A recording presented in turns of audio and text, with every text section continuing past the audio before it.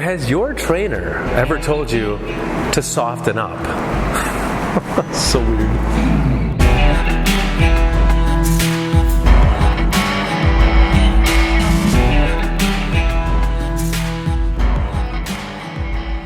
I did downhill skiing for the first time. It was a train wreck. It really was. Fell a lot of times. Didn't think I wanted to do it anymore, but I was really disappointed in myself. I was discouraged because I knew I could do this better. I feel like I had this athleticism that I should be able to pick this up a little bit easier than what I did.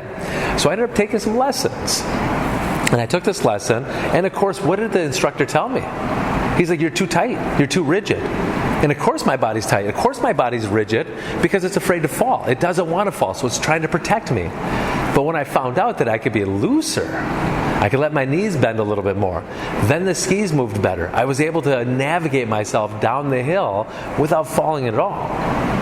So it's kind of funny that we think about being strong is about being tight, creating that stiffness. It is, but you also have to balance it with the relaxation. You have to balance it with the softness. Our body is a series of turning ons and turning offs. Our body cannot be 100% turned on the entire time. You would not be able to move. If your body was tight, braced, and rigid, you couldn't have that. There has to be stiffness.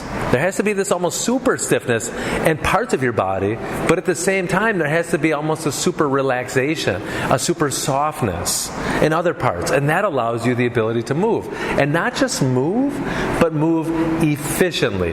Think about when you're walking down the street. And how, as you take that step, there's this initial contact, your body starts turning on these muscles, they become stiff to be stable, but then your body has to soften up as it follows through with the other leg. So if I was just constantly tight and rigid, I'd be walking around like a Frankenstein thing. And that just would not be efficient. I'd be burning way too much energy. And let's think about that too. If I'm in the gym and I'm performing, let's just say an overhead press. This tends to be one of those exercises where people get too tight, too stiff in the wrong spots. So if my shoulder joint, which is a joint made for mobility, it's not made for stability. If that joint starts tightening up, it's almost like having a rusted door. The hinges provide the mobility, not that stability. It's the screws on there. That's your shoulder blade. But the hinge itself, so if it becomes rusted, if it becomes tight, I can't open up that door efficiently.